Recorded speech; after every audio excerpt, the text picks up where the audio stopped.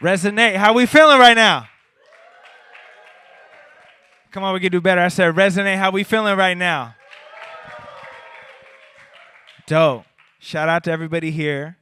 I appreciate you all, and I appreciate how seriously you're taking your artist journey. My name is Saul. I'm an artist as well, and I will be your moderator tonight. Is that cool with you? All right. So, a little bit about Resonate and STG. I work in community engagement at STG. I'm also an artist. I've been part of the community for more than 20 years. And tonight, Seattle Theater Group will be hosting, alongside Starbucks, the third Resonate ever. So shout out to y'all. Seattle Theater Group is a nonprofit that runs the Paramount, Moore Theater, Neptune Theater concert series, a summer concert series at Remingler Farms, as well as now the community engagement and the Education and Community Engagement Hub, STG, at Kerry Hall. So shout out to us being at Kerry Hall. This is one of the first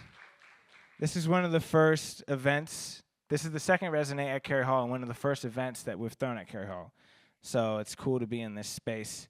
And yeah, tonight we'll be talking about artist management. Real quick housekeeping, raise your hand if you've been to a Resonate before this one. Okay, and raise your hand if this is your first Resonate. Okay, amazing. Well, let's just get the conversation started. Please help me welcome our panelists, Ben Secord, Tristan Carosino, and LIVt.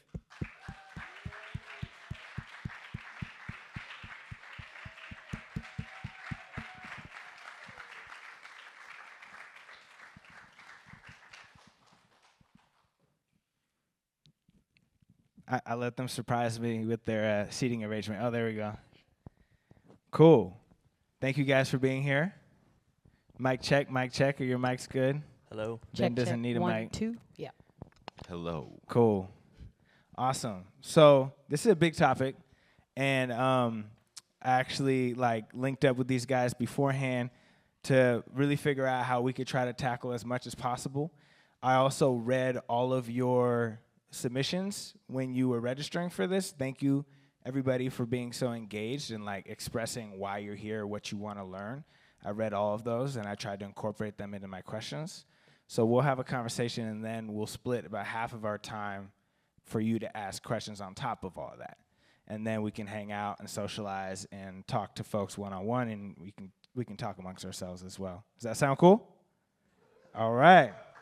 Dope. So let's just start. This is just create a baseline to get on the same page, because I think a manager can be such a big role.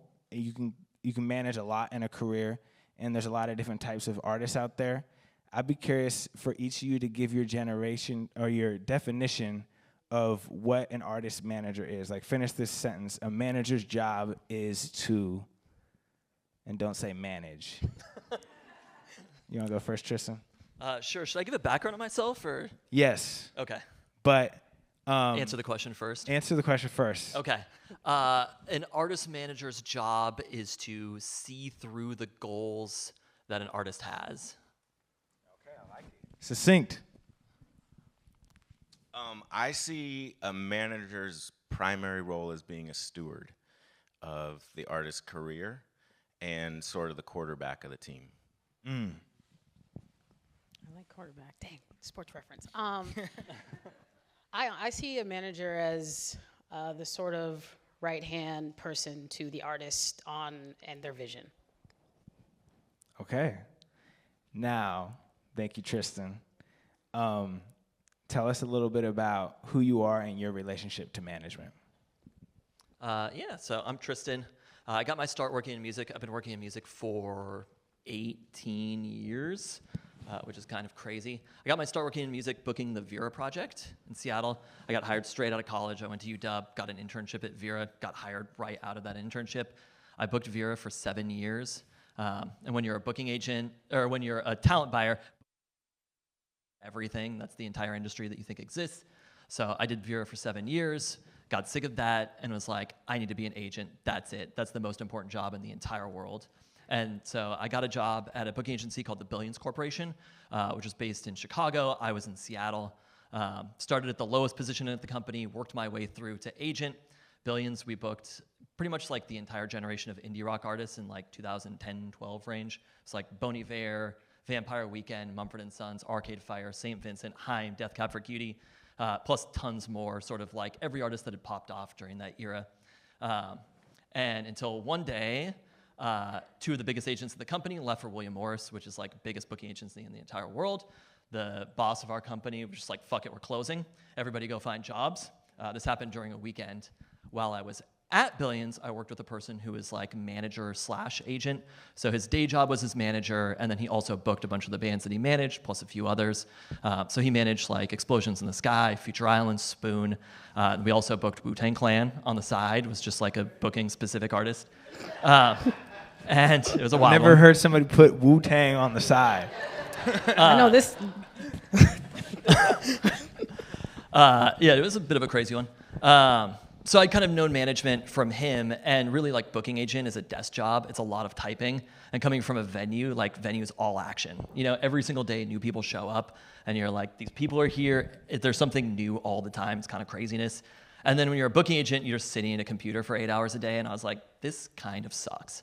So after doing that, I wanted to be more involved with artists' careers, helping guide them, see them through, be involved in plans from the beginning, be a little bit more involved with creative. And so after working with that person, I was like, I kind of know management. I'd known the folks at Votive, where I now work, for a while, and I was like, Votive needed a little bit of A&R help. So I joined Votive in 2018. The first artist I signed there was a band called Illuminati Hotties. Has anybody heard of them? No? Yes, great. There's so many people. I'm doing a great job. Been working with Sarah Illuminati Hotties since like 2018. Literally signed her like 2 weeks after we were there. Been through like winning a Grammy Award, playing Tiny Desk, playing Red Rocks, been into a record label deal, out of a record label deal, signed a pub deal. I've kind of done everything that an artist can do throughout their career. Yeah, and that pretty much brings me to here. I manage numerous other artists besides Illuminati Hotties, but that was kind of like the first one, and kind of saw through everything with them.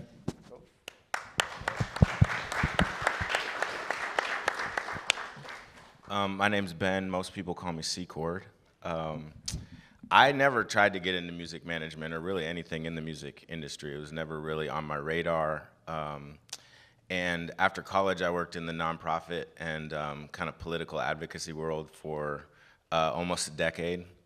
I do got the grays, so you can do the math. But I am now Macklemore's manager and business partner on Bogey Boys, and along with him and a couple other folks started a program called The Residency, which is now in its 10th year.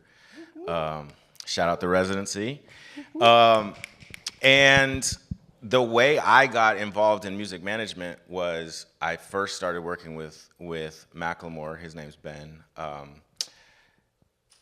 helping him start a foundation and really think about community relations and philanthropy. And so that was my entry point into working on his team. And then from there, it just kind of growed organically over time.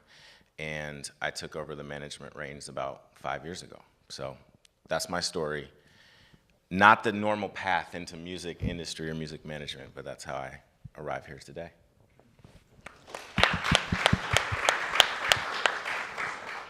So clearly they represent the actual managers, and then I am the artist representative. My name is Liv, not LIVt. T is silent, just in case you read anything confused.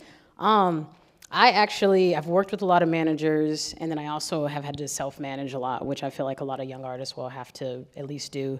I got my music degree in music performance from the Washington State University, go Cougs.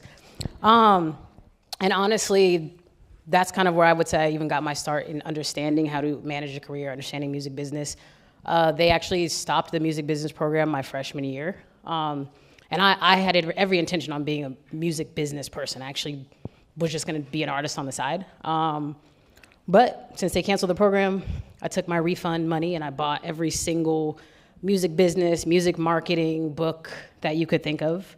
And I pretty much used that to guide me through my undergrad when I was managing a band I was in and being a solo artist.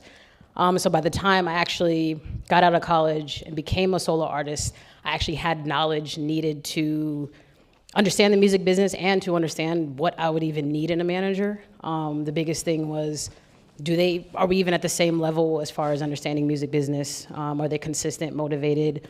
Do they care about music? Do they listen to my music? And through sort of the ups and downs of that process is how I've been able to stay an artist, keep a sustainable career, have fun, be successful. And that's how I'm here talking to you all today.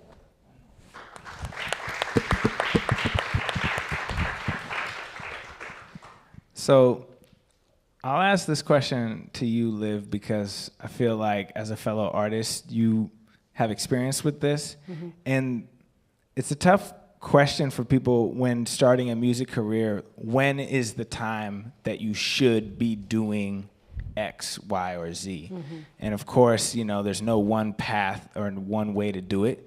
But when do you know that you need a manager? And how does one even start finding a manager? Maybe speaking from your experience. I get that question a lot. I always tell young artists, to me, when you actually, this sounds general, but when you have something to manage, and when I say that, I mean, you have shows you have contracts coming at you, you have a vision for an album, and you need help with creative, you need to find sponsors, because now you're gaining some traction and you need to put on shows and do certain things, and you need to find funding. When your kind of plate starts to get full enough to where you don't have all the answers, and maybe you hit a wall to where information in a book isn't enough, and you need sort of someone to either bounce ideas off of, or someone who can take a couple meetings that you can't take, or someone who is can just kind of listen to you and kind of be there with you step by step. I think, to me, you kind of know when that moment is. I think a lot of young people want to get a manager sometimes because it sounds cool. Sounds like I have a manager and sounds like I'm doing something, but I've seen a lot of people try to do that, and they're wasting their own time and they're wasting someone else's time, because ultimately also you want to make money as an artist, and your manager, even though they won't make a lot of money, hopefully they would want to get to a point where they make some money with you. And if neither of you either are committed, or you don't really know what you want to do, or you have no real vision, or you're not really performing or writing or doing anything, and there's nothing really to manage, you're kind of like you're just wasting your time. I think for me, there's been two ways in which I found a manager. A lot of my first managers were people who they were working with me already and wanted to step in and say, hey, I would like to help you. I'd like to help you book your shows, help you figure out how to execute this next music video, help you figure out how to find funding. And ultimately, it starts off great, usually. And this is kind of where being a manager, I know y'all can attest to this, is not fun necessarily. It's not always glamorous. Sometimes it's thankless. And when people go through that process, you'll see after a while, they're like, okay, maybe I don't want to do this. So then after that, I've actually, through working with distributors, they will usually send me people or say, hey, this person is looking for someone to work with. They just newly left working with someone else, or I'm part of a lot of organizations online where people in the industry connect, and that's also where I've found help. Sometimes if it's not a manager, I think it's okay to find someone who's like a project manager, or like like you could work with someone on a project basis versus them being a full-time manager, I think sometimes is also good. And that's pretty much how I've been able to sustain and sort of work with people. I think because of the nature of the job, you kind of see right away if they're for you, if they're for the position, if they're for the long run, if they even are going to be a manager, period. And sometimes works itself out in that way. Thank you. Was that a specific resource online that you were talking about? Oh, actually, yes. So I work with an organization called Big Ass Kids, and they have something called The Playground. And so it's a lot of industry professionals who, especially because of all the layoffs in the last couple of years, they sort of built this community to come together and share resources and find each other to work with, find other artists to work with. Also, they're a great distributor and just a great resource for young artists. So I highly recommend them. Great people. They do a lot of great programs for artists. Cool. Tristan. So we hear from the artist perspective, and we'll talk about like reaching out to the people that are in your world who you see as potential managers and who you can grow with, because I think that's a crucial relationship. For artists that are finding and researching and seeing established managers like yourselves and reaching out to you, you know, you've taken on some artists that, you know, haven't filled out a room yet. Like, there's something that you see that makes it an enticing project where you can see building something together. What are some of those green flags that you look for in an artist that maybe is reaching out to you, or when you're doing your research and like finding them? Yeah, totally. Can I ask a question, sorry, beforehand? Because do people know the difference between these different jobs? Like, do people like an agent and a manager? Agent, manager, publisher, label? Most everybody does? Okay, great. I just don't want to use terms if it's like people don't know them. Perfect. Yeah, so I think for me, like, I mean, the music is the main thing, 100% more than anything else. And so it's a little bit hard to define because it's kind of like, does the music captivate you? Am I excited about it? And a lot of times I'll listen to something and get really excited about it, and I'm like, I have to wait 24 hours. And if the next day I'm still excited about it, that really matters to me. And if it's something like, you know, when you hear a song and you're just like, I only want to listen to this song. You know, there's other stuff that I should be listening to, but I'm not. I'm like, that to me is when I get really excited about an artist. And it's something that you sort of need to trust your gut on overall. So that's like first step, like highest level, most important thing is, am I excited about this music? And then you kind of look at the other like things to check off. And is this person doing something unique and interesting? Is this something that I want to listen to thousands and thousands of hours? You know, like how much time you've spent listening to Macklemore's music, demos, everything, right? Being at shows. Do I want to be there for 10,000 hours or whatever, listening to this artist, and no, I want to guide them through their entire career to do this? So those are kind of questions you have to ask. And that's like the first step before even talking to an artist. And then talking to an artist is sort of like, okay, now let's look at goals. And are their goals realistic? Are our goals aligned? If I talk to somebody like an intro conversation and they're like, I want to be the biggest artist in the world, and I'm like, great, that's like a great goal to have. But do they recognize like all the different steps that have to happen before that happens? So if I talk to somebody and they're like, I want to go viral, that's it. I'd be like, you know what, go viral. It's not going to be with me. That's not really what makes sense for me to do. And we're kind of here to help guide a career from the very beginning and take steady steps along the way.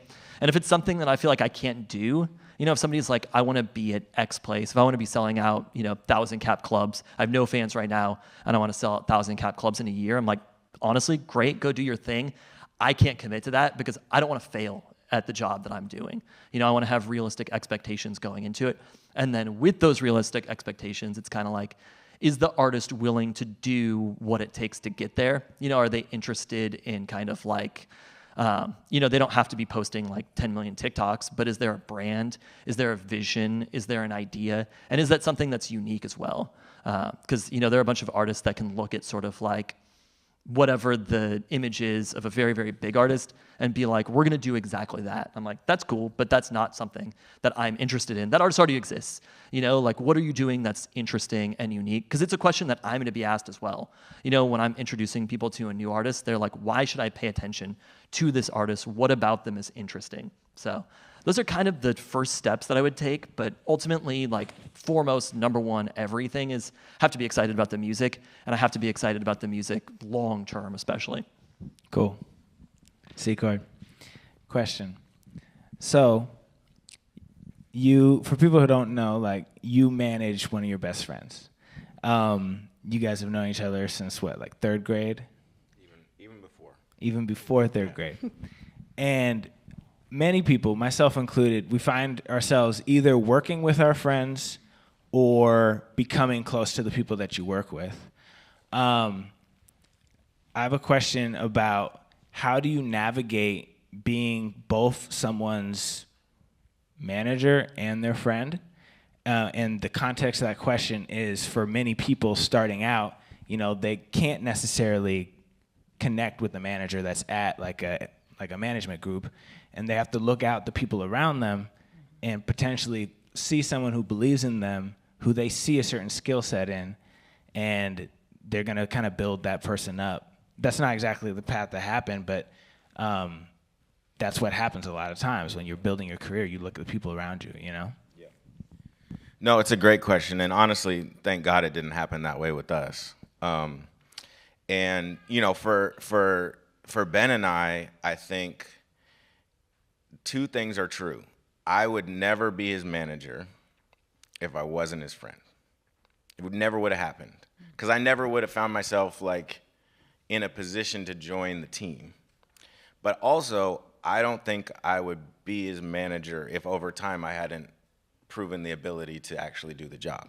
So I think that, you know, up to this point, we've been an example of the old term friendager actually like working out. And again, if I had started working with him when we were both 23, it probably wouldn't have lasted.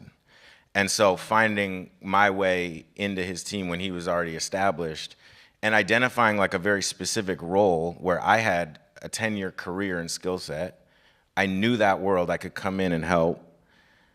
That was the entry point. And even then, we'd spent a year talking about whether this made sense, because we didn't want to fuck up the relationship. And, you know, we've always been very clear that that was going to be, there was like a red line for us that, you know, our relationship was always going to come first, and that if the business side of it started getting in the way, then we would know when that was and we'd walk away. And so far, I think, you know, there's definitely been times where it's been intense. You know, and when I was early on the team and things weren't going well, I was never like the person that was going to get the blame. There were always other people in the team. And now there's no like buffer. Like, I'm his manager. If things aren't going well, if things like hit a rough patch, like not necessarily like it's my fault, but there's just more, there's a little bit more tension. And yet I think Your mic was cutting out a little bit. this one sucks. Yeah. Try that one. Seems like it. Give me that. Was it cutting out for you guys or just up here? Okay, cool. And it's actually your important fault. information being shared, you know. I think honestly it's made us closer, and we've gotten to do amazing things together. We've gone through some low points, some stressful points, some high intensity points, but we've also gotten to do amazing things around the world with a small team of people that we love. And I think most of the time that I have the best job. So overall, big win. Hell yeah. So related to one of the things that I've actually really enjoyed about being an artist is, especially when you're starting out and you got to be scrappy, is looking out around you in your community and sometimes in your friend circle and seeing people's potential. Being like, this person has never directed a music video before, but I think they would be really good at it if I put the keys in their hand. Or this person has never been a manager before, but I think they'd be really good at it. So whether it's someone who hasn't done it or you're shopping for managers, people who do it, what are some green flags or things that y'all think, and we can just, whoever feels like jumping in, some things that are skills that you feel like are kind of non-negotiables? Obviously, there's different types of managers, but what are some really important things that people should be looking for in a manager? I think for me, number one is just being an organized person in general.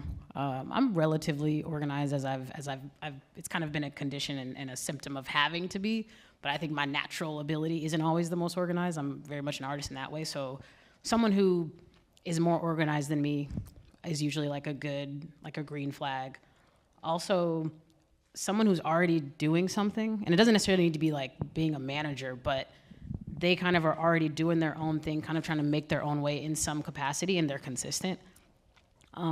Because I like to just see, it's like, oh, this person, they don't need anyone to be hyping them up. They don't need clout. They just clearly enjoy something and need a certain set of skills to do a specific thing. So like I do a lot of stuff in music videos, and I always make it a point to find a couple people who they might not be first AC, or they might not have been a producer, or might not have been a PA before, but they've told me they were hungry. I've seen them reach out. I've seen them engage online with film stuff or different things. And I'm like, oh, to me, that's enough to at least test you out before maybe I say like direct something, but you already kind of are showing a spark and an interest consistently, and no one's having to tell you. Like, I like people who don't ask for permission. I like people who just do the thing and have some type of passion. And I can work with passion all day. And because sometimes I think people aren't passionate, they just want to look cool. And I like the people who it's like, they're like no name, nothing, and they're just out here doing cool stuff. And I'm like, that's usually the person where I'm like, oh, I like you. No one knows who you are. You're hella chill. You're consistent. And I want to work with you. And usually people who've worked with me, I'm very much old school in the way of like, if I like you and you're great, I want to work with you for as long as I can. I will keep hiring you if you keep showing up, if that makes sense. Cool. We going down the line? Yeah. Yeah. All that, those are great. I would say, to me, a few other things that stand out. I think a good manager has to be a good listener and a great communicator. Like, you gotta listen to your artists and really understand the vision that they want to see brought out into the world, and then you have to be able to communicate that vision to a lot of different people. It might be an agent, it might be a label representative, it might be a publicist, but you need to be able to communicate. And then I think being reliable is another huge thing in management. Like, bringing like consistency and steadiness as a manager is huge to the artist that you're working with. Yeah, I feel like I'm kind of on the like extreme opposite end, because I've never managed an artist that I've known beforehand. Or at least, had any more of a relationship than just like casual, passive relationship. But I do think what you're saying, like the being on the same page, to me, that's one of the most important things. And really understanding, like, our job is to have the artist's goals in mind and to know what the artist's goals are. Basically, we think of it as like, we kind of want to have one brain in a lot of ways, so that anything that an artist is going to want, and it takes time, right? It's not an immediate thing. It takes time, but over time you kind of learn. It might not be my taste, but if I see something that's out in the world, I'm like, this would make sense for this artist. This person who's on Instagram making stuff would be great merch for this artist or whatever. This director would be great for this artist. And hit rate's pretty good if you know the artist really well and you have a really solid relationship. And then also having really similar goals to what you were talking about, which is like a thing that kind of drives me crazy is managers who want to be famous. Which is like All in the videos. like ironic because we're up here or whatever, but like Saul asked us, I promise. But it's like, that's not what this job is. You know what I mean? Like, I always think about like famous managers, and I'm like, have always been such an extreme behind the scenes person and want to be behind the scenes and not doing the job. It's not like it's a means to an end, or it's like this artist is famous, therefore I'm famous too. And I think that's a mistake that a lot of people make. And it's something like I see like artists have like their manager's Instagram in their bio, and I'm just like, okay. It's something that just like makes me feel uncomfortable to see, because it's like, what is this person looking for? What are they trying to get out of the situation? And to me, it should be all about kind of supporting the artists along the way, not ourselves. So that's our first red flag that we've identified. I mean, if that has happened to somebody, I'm sure there are situations where it's fine. But if I see it, I'm just like, when I look at an artist, I'm like, okay. All right. Cool.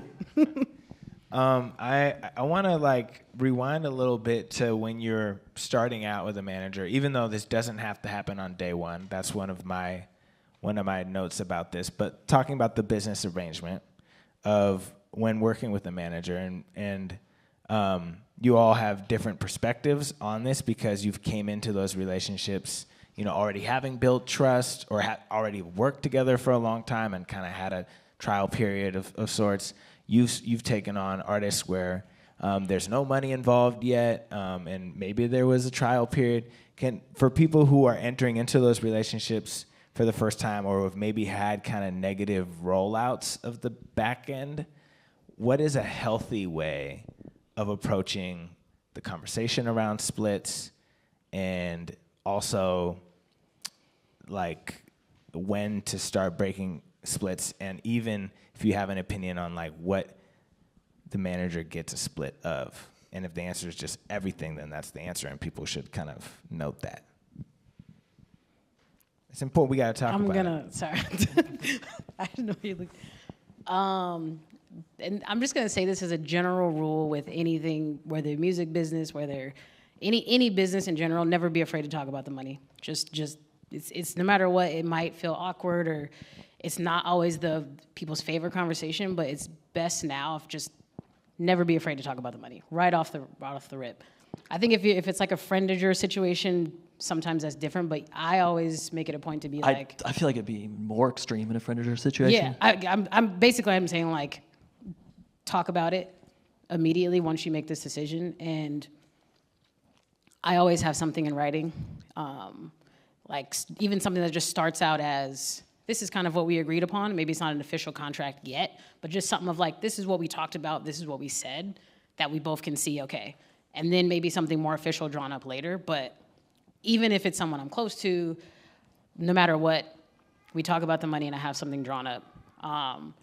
As far as what people involved should get, I definitely think that is between you and the manager. I tend to go with like the general, what is it, 15, 20 is like the standard. And we do a 3-month period, or 6 months, and at the end of that, we kind of assess, at least in my last managerial relationship, we assessed, did you meet the goals or did you do your job? And they did not. And so I was like, how about we go from 15 to 7? And then we see in the next 6 months where we're at. And this was someone I kind of considered them a friend at the time. And that was a difficult conversation, but as an artist also, I don't play when it comes to money and agreements, even if it's uncomfortable. And I really, really want to push young artists to be that way, in the sense of that's really about being about your business and not being afraid to be about it, even in uncomfortable situations. If you feel like being an advocate for yourself, because in that situation, your manager can't be, they're being an advocate for themselves. So you have to be an advocate. So yeah, I think that's a case by case, but off rip, just don't be afraid to talk about the money. You guys have anything to add? Yeah, did that work out? Going down to the 7%? No, I fired Absolutely him shortly not, after. I was like, I feel like if 15 isn't Absolutely working not. out, 0 is No. probably about right. Yeah, no, I mean, similar to what you're talking about, like we start out with artists. I know some managers who start with a contract right away, and I'm not necessarily saying that's a bad thing. You know, it's pretty much just like everything on the table immediately. I have 0 contracts with artists at this point. It is a normal thing in management to have contracts. We do everything basically just like handshake, like almost the exact opposite of what you're saying. But you know, like it would hurt me more in the end than it would artists if somebody walked away by not having those contracts and there aren't like official sunset clauses or anything like that. But typically start out with like a period of time where it really is just like figuring out if we work well together is the main thing. Communication is something. When you're starting to work with somebody, you might not know. You might not know how you communicate with somebody or whether you're on the same page. And after a few months, it becomes very clear if it's not working. I've had like 2 or 3 artists ever where we got to a few months out and it's just like, this isn't working. It's fine, you know? But as far as commissions go, it really is like we want the artist to pay commissions. And I'm fortunate in this that 100% of the time, artists have been at the point where it's like we start commissioning after a period of time and they're like, we want to pay you. So it's a good feeling and a good experience that you're not having to go to them and be like, you owe me this. Because then I just don't feel like a relationship can be good or nurtured in that way if you're fighting over money. It's just not going to work if that happens.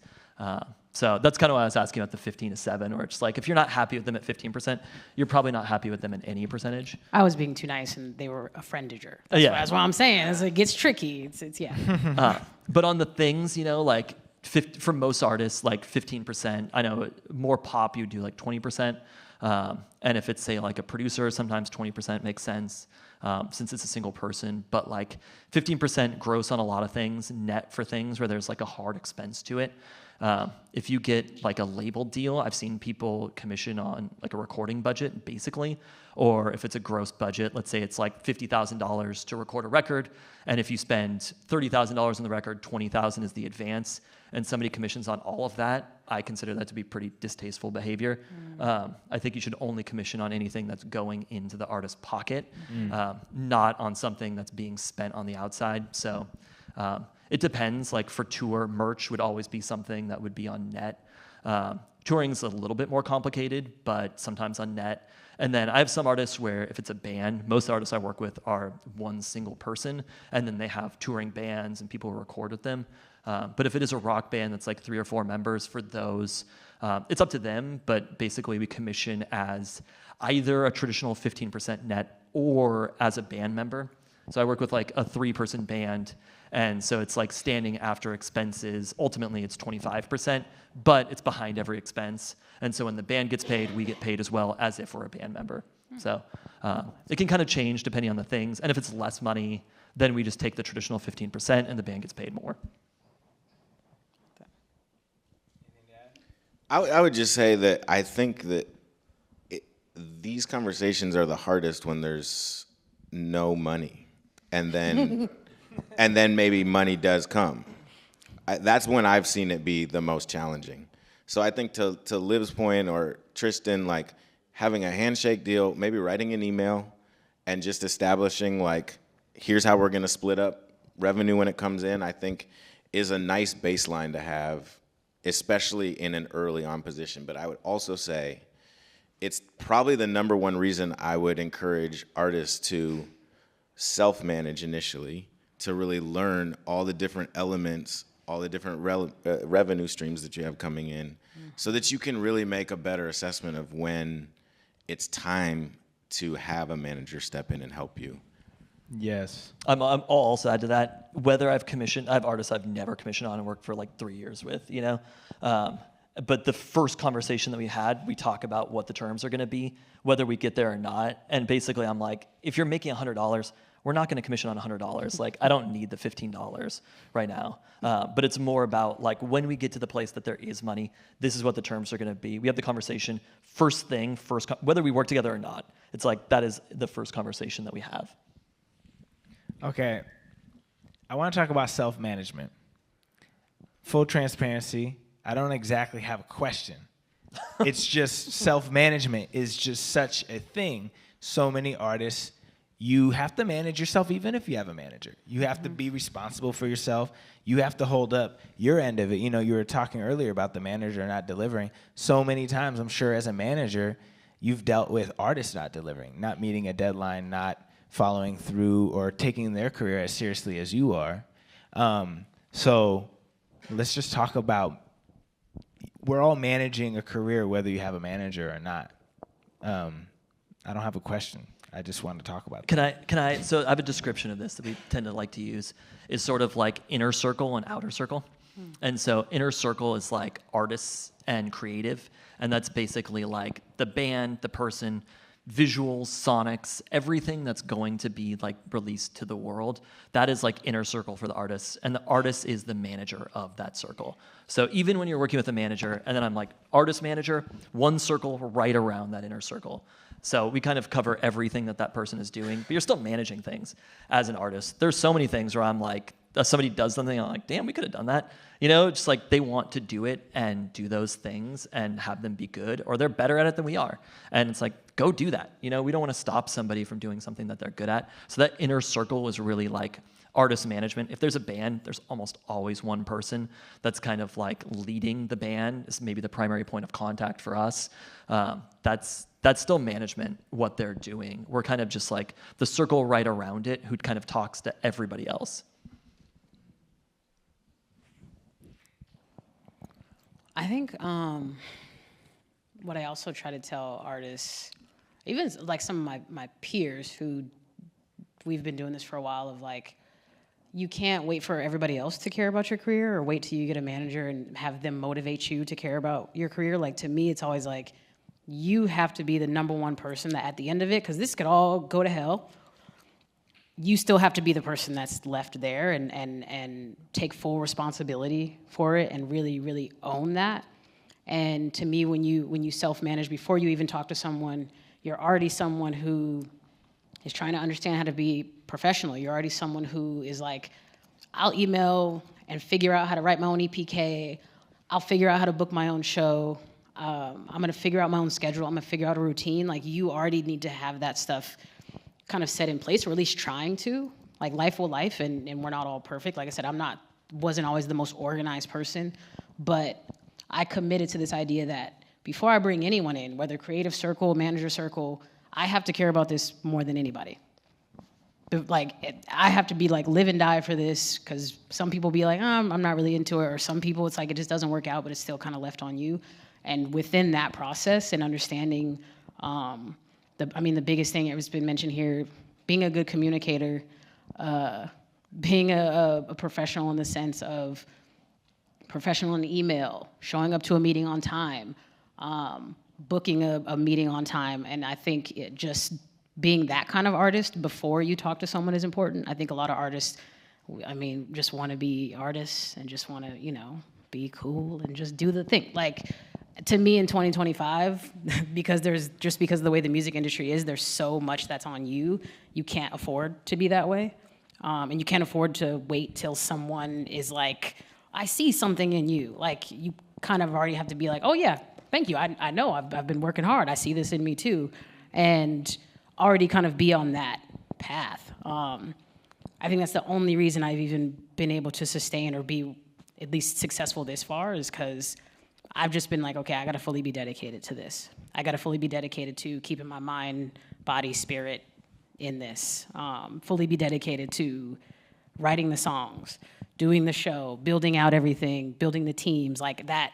Till someone can help me, that's on me. And I have to own it completely. I don't know if that didn't answer. You didn't answer the question, but I'm just telling you that's my process. You want to add to it, or I do have a question for you as well? Come on. Okay.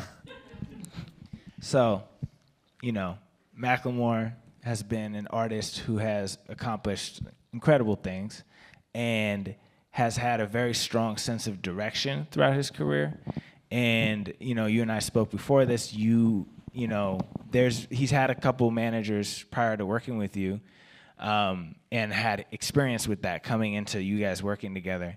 And with the decision-making around that artist's career, someone who has had legacy, longevity, consistency, can you just give us like insight into the decision-making process within the team, especially sometimes when there's really big decisions to be made? Yeah, that's a great question. Could go in a bunch of different directions, but I think at the core, one of the things that has always stood out to me with Ben's journey as an artist and the different points of success along the way is that what tends to generate the most success is when he's doing things that are the most genuine and authentic to himself and to his process. And it's interesting because I was thinking about this in the self-management realm, the number of times that I've heard, like, if I just had a manager, I'd do this, or like, all I need is a booking agent and then I'd be here, or like, if I just got this feature. And it's just like, that's not unique to artists. That's the way that a lot of us go through life. You just put your expectations on something external and think like that's going to be the cheat code, right? And it's just like the same shit has happened in our world recently. Ooh, if we just got this artist to feature on it, that song's about to go. And it just doesn't really work. Like, the song that went had wands on it. And like, he showed up to the studio in Aurora and like sung the Thrift Shop chorus that Ben's brother helped co-write. Like, that's just authentic, like using DIY, like in your backyard, how can we make this work? And that's happened throughout, even once he became famous.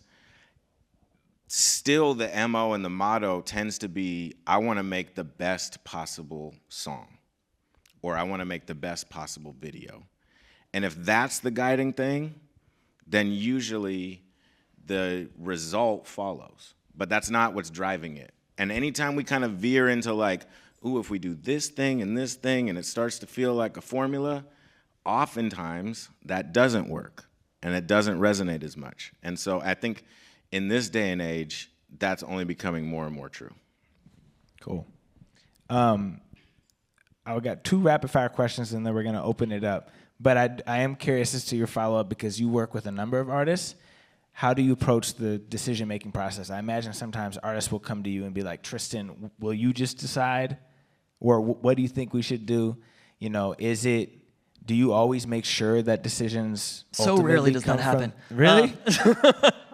Okay. I don't think there are that many decisions where it's like, it's either X or Y or something like that. Okay. And I'll give my perspective on literally I got an email today from these booking agents for a band. And I was just like, hey, these people reached out. I don't think they're the right people for the band for X, Y, and Z reason. It was just a text. I was like, this isn't even worth a phone call. I was like, I don't think these people are the like right booking agents for the band for these reasons. Does everybody agree? And they were like, yep, agreed. And it was pretty much just like, here's my perspective. Most of the time, the artist is either going to tell us their perspective of what they want, or I'm going to come to them and be like, here's what we think generally. Here are the options. Here's what we think. Make a decision. And if they're like, we can't make a decision, I'll be like, well, let's talk this through. And then we almost always find ourselves at a consensus. It is almost never like, Tristan, help us do this. You know, it's more like, here are the things, let's talk it through. It's honestly like a facilitation conversation, where it's like coming from the nonprofit world. It's something, I also come from the nonprofit world, working at Vera for 7 years. It is like, you just talk it through until you get to the answer. Everybody feels good. We have consensus here. Let's go. Something like that. So I think it's a little bit more than just like, hey, we don't know, figure it out for us. Okay, cool. I actually just want to open it up to questions because it's such a juicy, wonderful part of the conversation. So I feel like your questions are more important than my rapid fire questions. I actually need that again. So I'm gonna have to. But we have a couple people with microphones, and we're gonna raise. That's what we're gonna post on TikTok. This clip of him throwing it. Yeah. We're gonna raise the house lights a little bit, and then just raise your hand, and someone will pass a mic to you. We have Mars over here. And then Eric over here. Maybe, Eric, you can set up for the next person. Go ahead, brother. How's it going? Name's Emmanuel. Just had a question for all of y'all here. What's one thing that somebody told you that you didn't believe, like in this industry and your career with management, with anything that you learned later that was true? Like some advice you didn't take but turned out to be true? That's a great question. Sometimes you have to do things that are stupid to get what you want. And I feel like I came in very principled, but sometimes you have, the example that was given to me was Radiohead being on MTV Spring Break. And I can guarantee you that Radiohead did not want to be on MTV Spring Break. But they were, and now they're one of the most important bands of all time. And, you know, now we look back on it and we're not like, wow, this was a seminal moment. Or maybe it is because I'm talking about it right now. But like the reason that they're here could be because of this thing along the way. And you can redefine yourself when you're really big. And what you do along the way, like, I'm going to rephrase your question. There's sometimes when you do things where you're like, this is so cringe that I'm doing it, but it's helpful. Mm-hmm. And you want the thing later. People aren't going to look back at that thing that you did before and be like, yeah, but they did that cringe thing 10 years ago. They're no longer Radiohead. and that was something where I was like so principled about it. I was like, everything has to be cool all the time. Like we have to come in perfect, all these different things.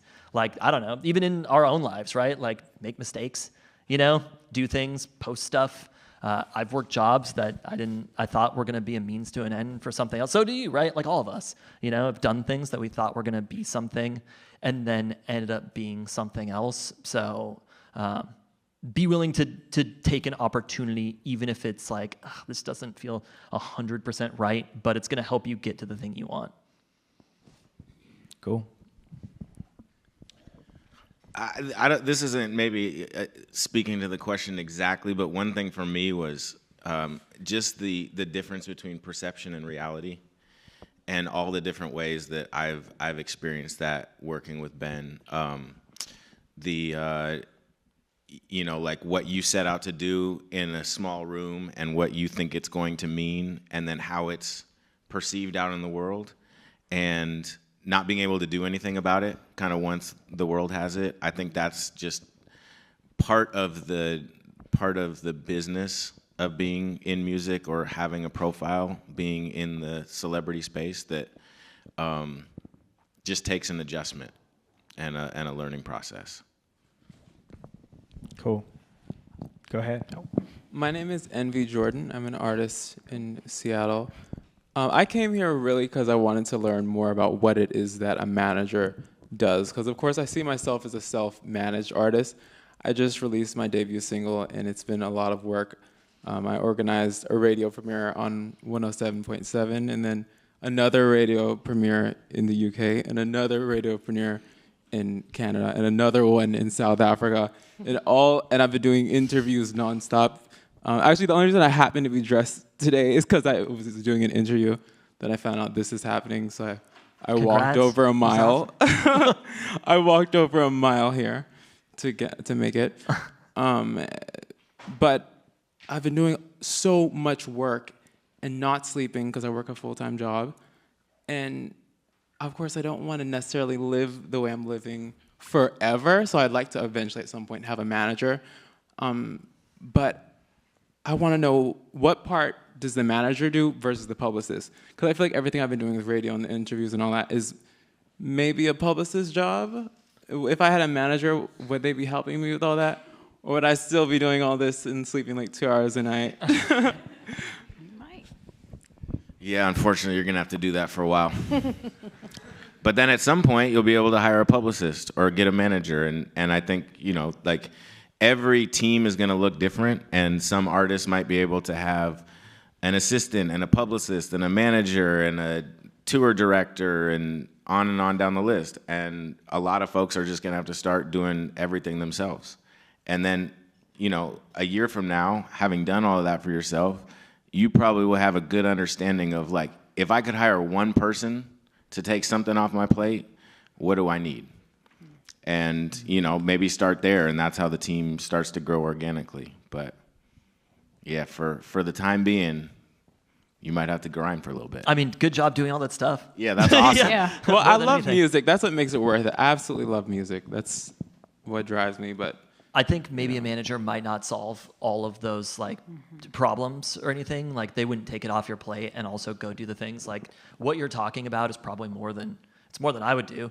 But it's probably more than what a lot of managers would do as far as that goes. Like, you care more about it. You should care about it the most, and find those things. What you can do is, if you find somebody who's good, be like, here are the things I've done before. These are the people. Go make relationships with them.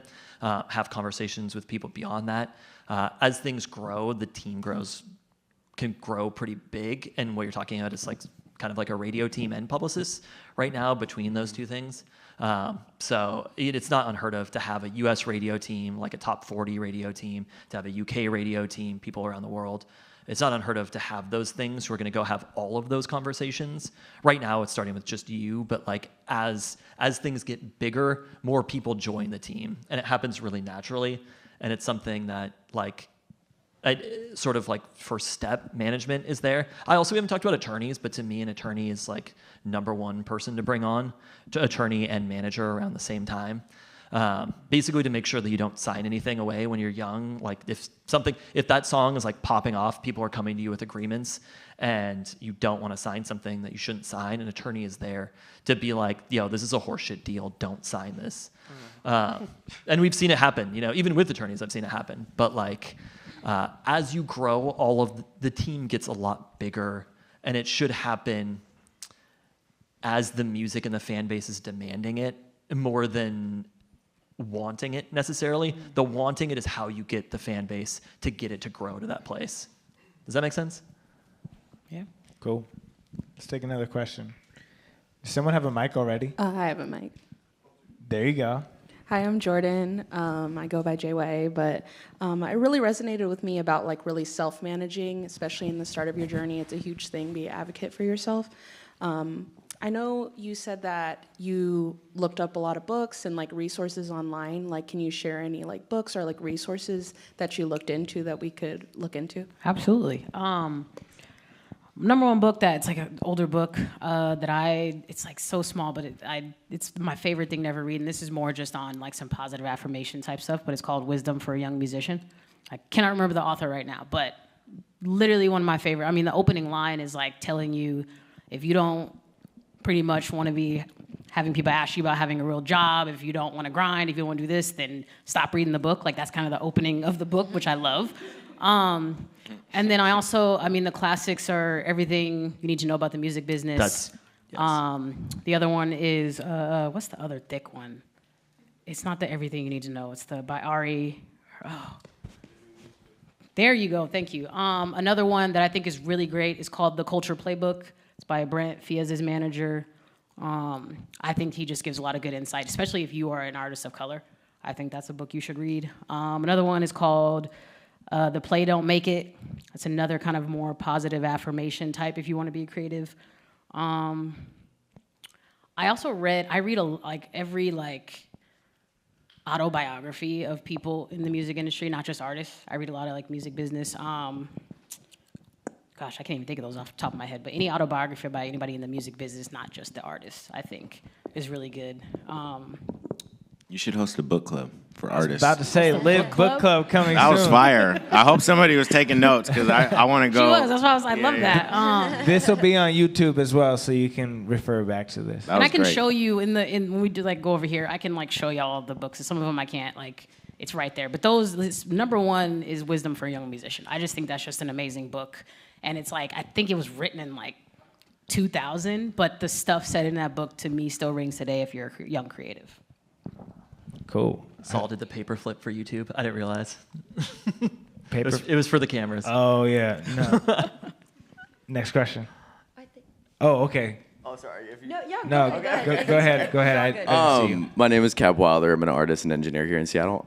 My question to you is, I got the opportunity to open at the Showbox September 3rd for Code of the Friend, and congratulations. That's a great gig. Thank you. No, I'm really, really excited about it, and I got to announce it today.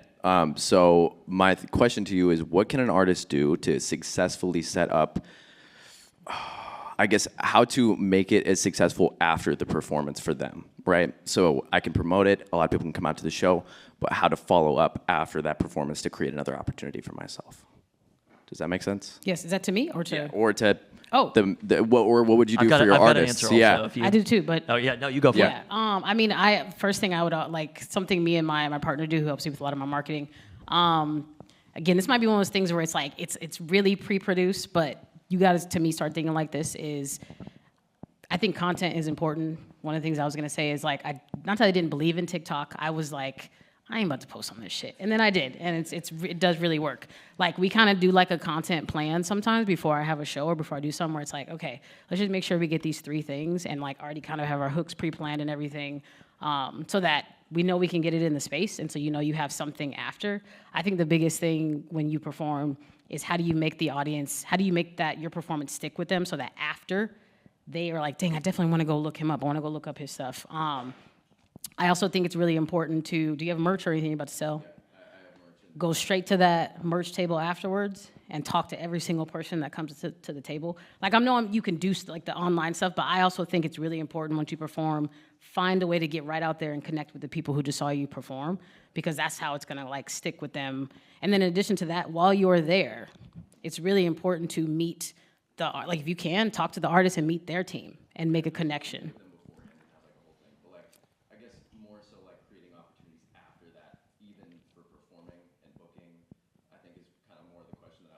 Got you. You can, a bigger performance might open other doors for other performances. Tell people about it. I mean, just tell. Yeah. Get to know the buyers in Seattle. If you're specifically I want to take this performance and turn it into others. There's only 6 buyers in Seattle. You know what I mean? It's not talent buyers, bookers at venues. Yeah. I was gonna say Showbox is also, because I've opened up for some of Showbox. They're really good about if you show up, you're professional and you kind of stay connected with them. And reaching out to them when you see other shows that you're hey, do they have an opener? Are they trying to do a DJ? And they're usually good about responding or being yeah, we'll talk to management. And even just having that connection. And same thing of reaching out to other venues, same buyers, saying, hey, I opened up for this person, putting that on your EPK, putting that on your website when you're reaching out to even venues outside of this and being like, hey, I played the Showbox with Code of the Friend, if that makes sense. Yeah, and like also like not overexposing ourselves is a whole conversation.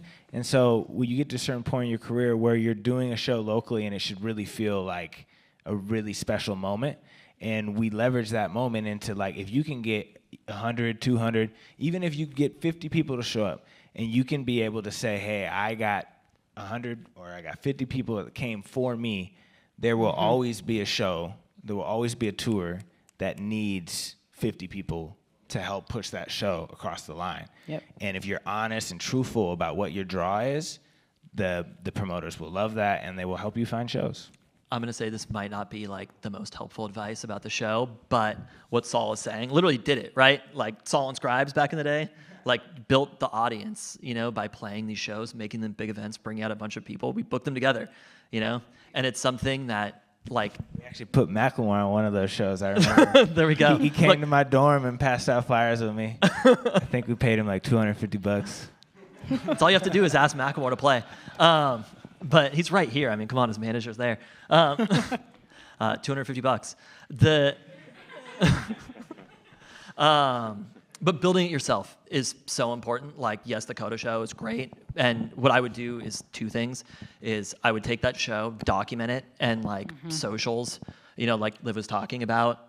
Like my main takeaway from socials is to not have it feel gross, right? Like you could do the thing where it's like, if you like X and you like X, then you might like me. It's like, that's cool. Do that too also, but do cool shit in real life and document it is kind of like the main thing, because that's what people want to see. And then tell a story is also like, you didn't just play the show. There's a story of how you got to play the show. And people want to hear that. Human beings care about stories more than they care about songs. Yes. And that is really like what songs are important. But the reason that people become fans, like Macklemore, it was a story that really like sold it early on. You know, this like anti-label, we're doing it ourselves, similar to what we're talking about. Like story really helped people like latch on to him, and it became an important thing. But people want social media to tell a story more than just be like a video of you playing live. Yep. Agreed. All right, let's take another question. You have a microphone, and then yeah, we have the next person too. All right, go ahead, sis. Hi, my name is Shylar. You kind of answered my question a little bit at the end there, so but if you have anything else to add, definitely do. But I guess my question is, who are some of your favorite artists that you've seen kind of skyrocket however long ago, and why do you think their careers are working? Good question.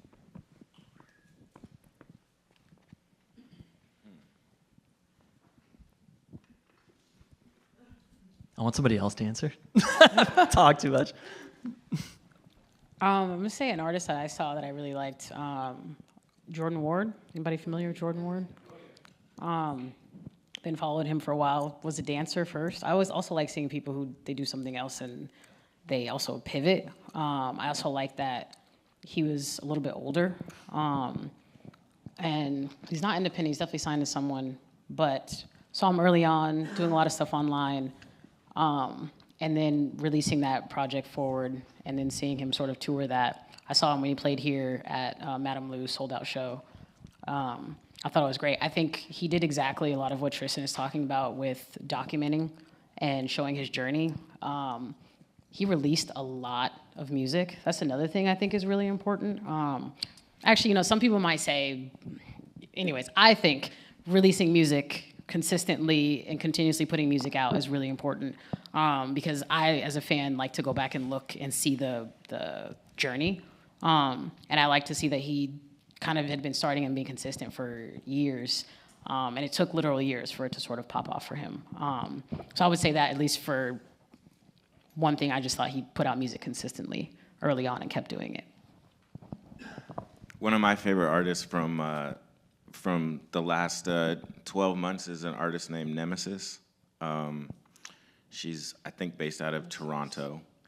And she has a very interesting story, got dropped by her label because of some of political viewpoints that she was putting out into the world. And to Tristan's point, that became part of the story and helped really spur her along. And it didn't deter her artistry, and ultimately, like, her body of work is just really, really good, and she found an audience because the music is great and she believed in it. And so she's an artist that just came to mind at that question, somebody that I think is really, really dope, and I would be surprised if we're not hearing more from her in the years to come. I'm gonna give a kind of cheap answer and say Turnstile. Maybe this is not the right room for it. But like the most important rock band in the world right now, and the way that they have had their last like 5 years roll out has been as perfect as it could have been. They went from being like a small bubbling hardcore band to made like a really well produced record. They had pretty perfect socials. They toured with Blink-182, and it was kind of just like incremental. They documented their shows really well. It wasn't even necessarily like videos from their shows, but looks at their shows. And it's kind of just like you see it and you're like, I understand the culture that's happening here right now. And then they took it all basically in-house. Like they just released a film for their new record. They directed it themselves. They produced their most recent record themselves. They were like, we're at this big place, and what we want to do is kind of bring it in-house more than take it external and really control all the different elements of it. And it rolled out like way better than I could have possibly imagined it rolling out for a band that kind of blew up. Usually the record after that is a very difficult record to put out. And they did that, ended up getting even bigger from it. Cool. Should we take another question? Go ahead. My name is Tyler Hypnosis. That's an acronym for Terrestrial Young Leader, Electronically Relinquishing Harmonious Interstellar Polyrhythms, Nature's Own Stereo, Interpreting Sound. Let's go. So I've just done a lot of music over the years, shows, all that stuff, and it seems like it's like finding a balance of people who care about your music. I live in a small town in Oklahoma. It's like very known for like red dirt music, but I'm a noise artist and I make hip hop. And I live in Seattle a few months out of the year, and so I try to like come to these events and just kind of like mingle with people. But my question for the managers on stage is like, what are the milestones that you are like trying to like bring to the table? Like if someone is, if you hear or see an artist that you enjoy, like you saw them at a show or something like that, like what are the things that you are immediately wanting to make sure that is done for that artist, so they can kind of like take that next step in their career?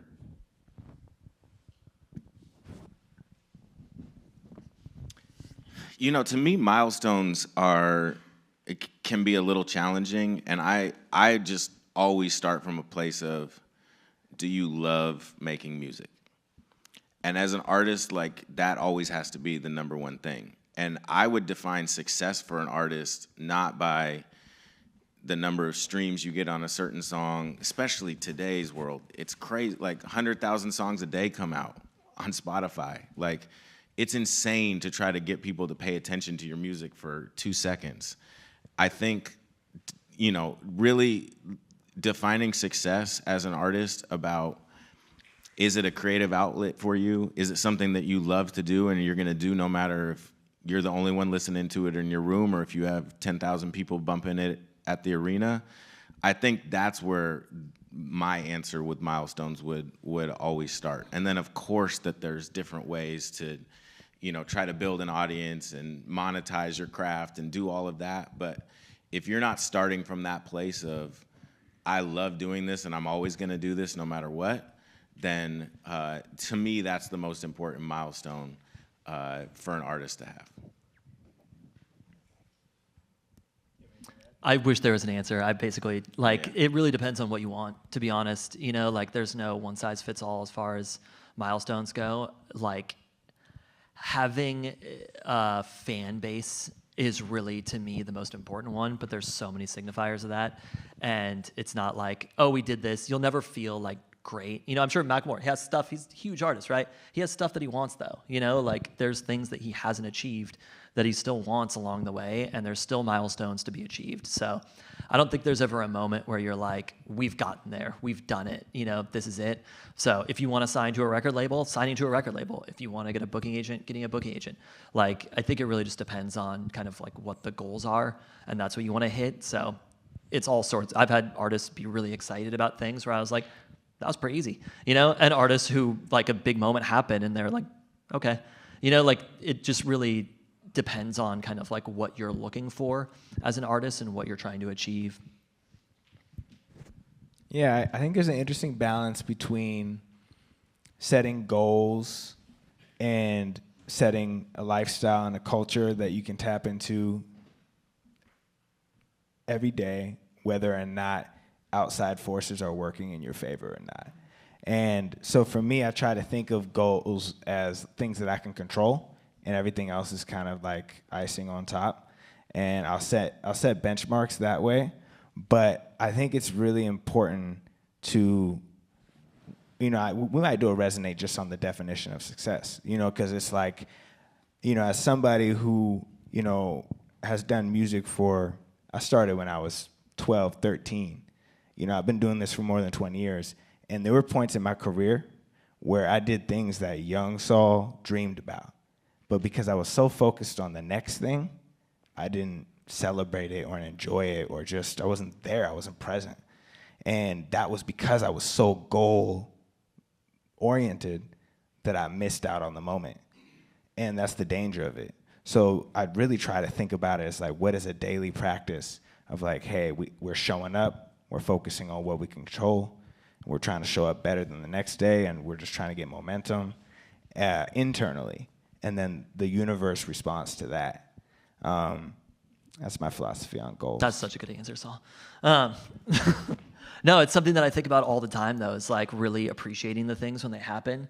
Because in all parts of life, you know, like we're so focused on what's next and like what the ultimate goal is. I always think about this where I'm like, when I get to this X goal, and I'm like, what is that? You know, there's nothing. There's no moment where I'm going to be like, I've achieved it all. And so it's like, as things happen, good or bad, even just like today, like if you created that day, it's like, that's a thing that you've achieved. You know what I mean? That's like a goal that you've set and that you're working on and working toward being here. Like, so I think also like being gentle with yourself too, and appreciating those moments as they're happening, and not just being like, but the comparison thing is so difficult for artists when you see people around you or who are above you or whatever being like, I want that thing. And that is the thing that I see derail artists the most, is somebody gets something and they're like, an artist is like, why don't I have this? And it's like, there's a million reasons for any artist to have any opportunity. You know, why somebody who's giving an opportunity chose that artist versus somebody else, I don't know. You know, it's one of, you can almost never like do the math about it. And so appreciating where you are and then the journey also, I think is the most important thing. It's kind of what you're saying, right? Yeah. I feel like we've been getting a lot of questions from the front. Let's try to get to the back a little bit more. Yeah, go ahead. Oh yeah, you already have a mic. Let's go. I just want to say thank you guys for doing this. This is great. So thank you. Something that I'm struggling with right now, and I'm sure a lot of us can relate, is I've been doing music full time for a couple of years now, and it's been successful, but I feel like I'm struggling with this thing of separating being a gigging musician and an artist. And, you know, being a gigging musician has been definitely more fulfilling than working 80 hours a week, driving a van around Seattle in rush hour traffic. But I feel like it's been this circular thing, and, you know, you do these local gigs, you're playing covers, and I play originals too at these gigs. I've been lucky and fortunate to pretty much play whatever I want, which has been great in all these situations I've been in. But I want to get that opening slot at Numos or the Showbox or wherever it is. And you keep taking 4 or 5 3-hour cover gigs every week. Does that prevent you from that artistic progress? And is there a time in a season to make that justification of, hey, I'm going to work a day job and have a budget and funnel it into my marketing and make the separation between just doing gigs to do a gig versus having an artistic vision going forward? I have a couple questions for you. Okay. Do you feel that those gigging, when you're doing the covers, that you're able to make fans? Absolutely. And that's something you guys setting? touched on. It's, when you're out in the community and people see you and they see you perform, they come back, and sometimes they like your originals even better than the covers. That's a great thing. And so there is a community building aspect of it that is definitely productive. And do you have to promote those shows, or they have built-in audience? I'd say it's about 50-50. So that's kind of a trap, is when you're in a thing where you got 3 or 4 shows a week that you have to bring people to. I don't know how productive that is versus you have a wine bar, you show up and get your money and go home. Yeah, my opinion is if you can get to a point where you're leveraging those into having less of those that you have to promote, and you can start to lean into having your own moment and your own show where you are the headliner, and you can really direct all the fans that you're making towards a singular important show, you can start to build a relationship where it's like, hey, this is the show that I need you to come to.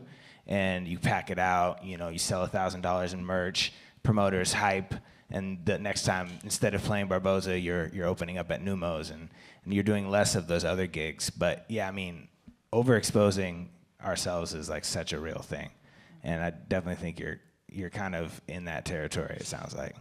Do you guys have anything to add to that? All right. I agree. But I'd love to hear your music. Let's talk afterwards, because the Beatles played at strip clubs like 7 nights a week, and it worked out for them. So. Sign me up. I think there are a couple of questions down here. Did you? Yeah. Yeah, I have a question. It kind of has to do with that question a little bit. It has to do with opportunities, and what situations have you been in where you had to turn down an opportunity for your best overall interest? That's a really good question. So I've tried to set up my life to not sort of be in a gigging state. So I will say, just to kind of like connect these two questions, I always tried to keep it like a day job. I need some separation. I also really like to put myself in a position to have choices. I think it becomes a little bit harder when it's dependent upon my livelihood, to be honest. And until I just know I can really take care of myself doing exactly what I want, I've made it a point to try to take care of that. When it comes, which puts me in a position where I can make a choice, right? I think that there's a couple gigs I can think of over the last 2 years where I just didn't feel like the audience was my audience and it would be beneficial to me. It also didn't seem like the show, the people involved were the most organized and cared a lot about the show. And I kind of had to, and don't get me, it was good money. It was like $3,000 for an hour set. But I was really fortunate. I could be like, you know what, even though it's a lot of money, I don't think it's the right gig for me. I don't think it's the right audience, and I don't think there's been a lot of care put into this event. And I'm a firm believer in all money's not good money. And I think it's important to try to be able to notice that and put yourself in a position to be able to make choices. Now, I was just having a conversation with someone where sometimes, though, so for example, I wanted to shoot this music video recently. It cost some money that I was like, you know what? I need to make some extra money. And I had to say yes to 2 gigs that I'm like, normally I'd just be like, I don't want to do it. But I'm in a position where lucky enough, like I said, I have choices where I can say, you know what, yes, I could say yes to these 2 gigs because I need to pay for this music video. And I think, that's kind of, at least I've put myself in a position to be able to make those choices, but worked to kind of do that. Cool. Let's take one more question, and then we're going to hang out, and we can just have conversations. You can ask more questions. In the back with the glasses. Hi, I'm Lucia. Oh, hey, Lucia. Hey, what's up? So I had a question sort of surrounding safety for women when it comes to being in the music industry, but more in particular, how do you find the right manager? Because I've had a situation where someone was manipulative and controlling, low-key fell in love with me, don't want that again. And I just want to know, what are ways that I can protect myself and find someone who really wants to manage me as an artist, but not me as a person? I'm assuming this is for me. I'm taking this one.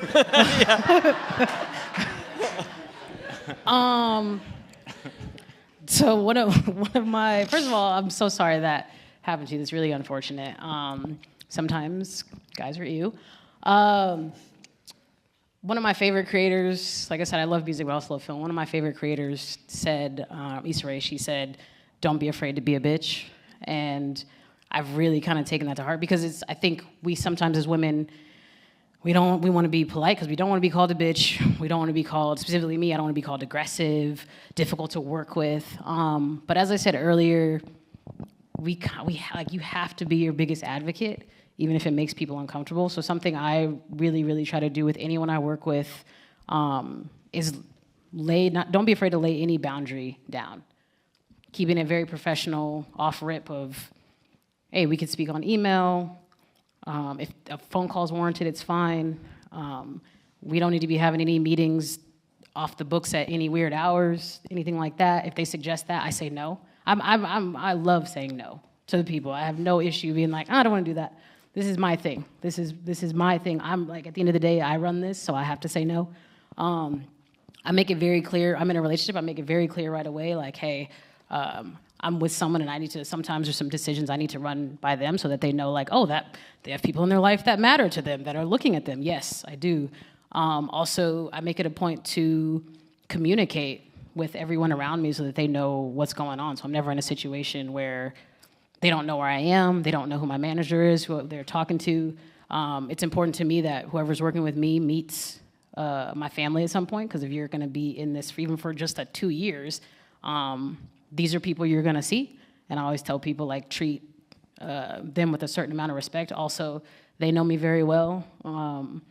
They've met people where they were like, the next day they were like, hey, Liv, how long are they working with you? And I'm like, they're my person for this. And they're like, ugh. And I don't always have to listen to them, but I make sure that there's people put in place to see things and say things to me. And as a woman, I already kind of come into this, especially as a woman of color, Black woman, come into this knowing that there's just naturally things that I'm gonna have to deal with that other people don't. And I own that coming in. I own that even being in these type of talking situations, there's just a different lens that's on me, if that makes sense. And I don't shy away from that. And so you do, in any sense, never shy away from that, never shy away from, there's gonna be people who, because you laid a boundary down, they don't wanna work with you, or they're gonna have an issue with that. Great, natural selection, goodbye. And just really, especially in this line of work,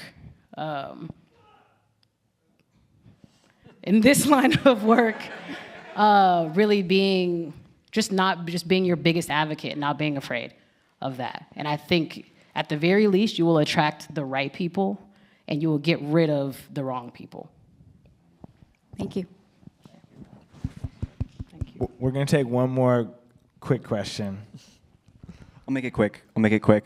For context, my name is Steven. This is my friend Rachel.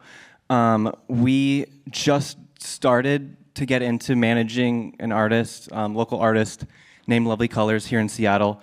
I have like a day career in the entertainment business management side of things, slightly different lane, but on the management team with the agent and the lawyer. Rachel she has had a whole career in the PR side of things, music PR. And so we had an idea. The management stuff is kind of, we're coming into it on accident from some friends and stuff, and we found that, they just needed our help, and it's been a fun thing so far.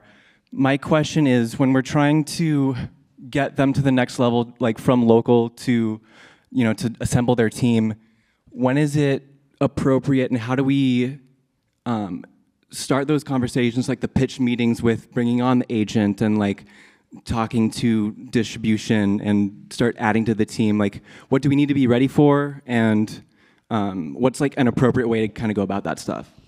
Can I give you an answer that artists mostly are on board for, but it's not the most fun answer? And the answer is to do nothing. Wait for the people to find you is a huge part of it. Like if you're pushing and trying to find labels, trying to find agents, those things, you can end up in a power imbalance or just get ignored. And having come from an agency background, when an agency is just like no to an artist, it's not a no one time, it's a no forever. Because they just write you off as an artist. I've seen it happen to people who ended up being big after too.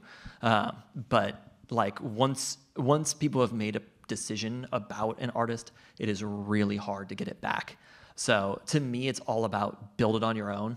And I feel like that's what we've come back to quite a bit here, but it's like, I don't know how you're releasing DistroKid or whatever, but like release music through DistroKid, go and find the fans on your own, build the local audience on your own, do it, go. And do it like management, artists together, let everybody find you because they will find you. You know, it's something, but if you're pushing, I think you're going to end up in a bad situation or just get a bunch of passes and be rejected quite a bit if it's too early. So I know that's not the best answer, but like you can. It is so easy in 2025 to go build an audience on your own, or at least to take the steps to do it, you know, whether the audience follows, but like the means are there to do basically everything you want. You don't need a record label to release music. You don't need a booking agent to play shows. So you don't need a manager. Yeah.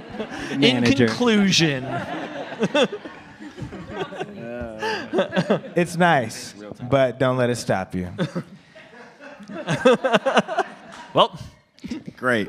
Everybody go That's home. a great question to finish on. Thank you all for being a part of this Resonate session.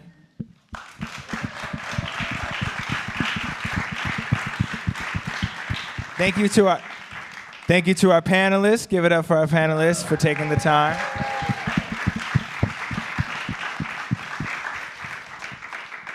If you've enjoyed yourself, I want to ask you to do a few things.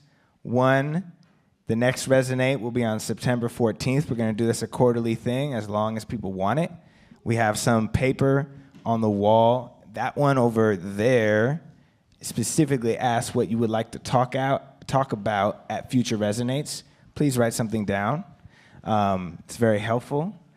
And thank you for coming. Tell your friends about it.